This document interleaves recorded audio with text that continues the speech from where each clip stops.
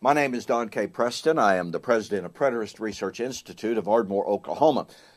In 1 Corinthians chapter 15,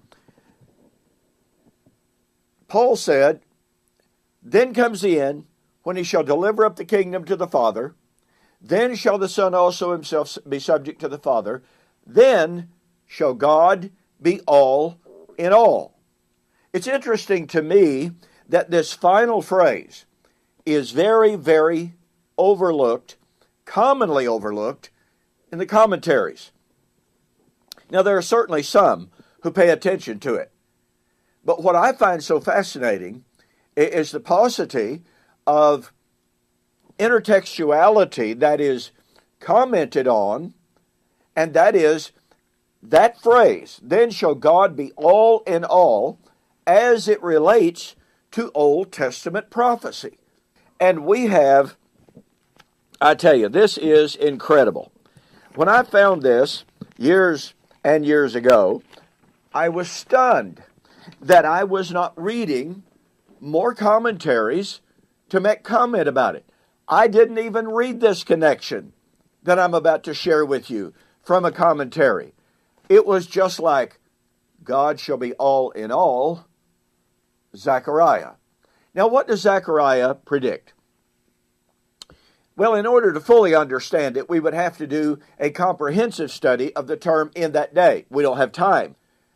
But "in that day" is the critical eschatological term employed by the prophet to speak of the messianic time, Jesus' generation, when the shepherd would be struck, when a remnant of Israel would be saved, when they would look upon him whom they had pierced, and all the land of Israel would mourn.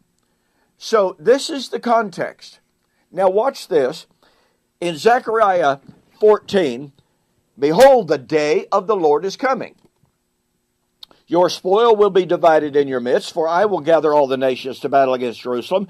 The city shall be taken. Half of the city shall go into captivity, but the remnant of the people shall not be cut off from the city.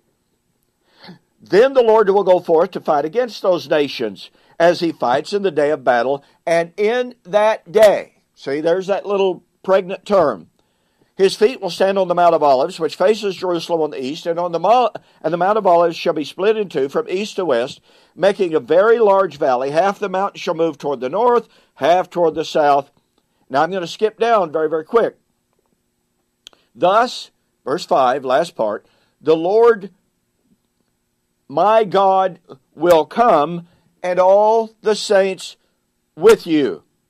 And it shall come to pass in that day that there shall be no light. The lights will diminish. It shall be one day which is known to the Lord," by the way, which is Matthew 24:36, "neither day nor light, but at evening time it shall happen that it be light. And in that day it shall be that living water shall flow from Jerusalem, half of them toward the eastern sea, half of them toward the western sea." What is the living waters? That's resurrection, folks. Living water is the image of resurrection. So here is the day of the Lord coming with all of his saints, and the river of life, which is Revelation 22, verse 1 and 2.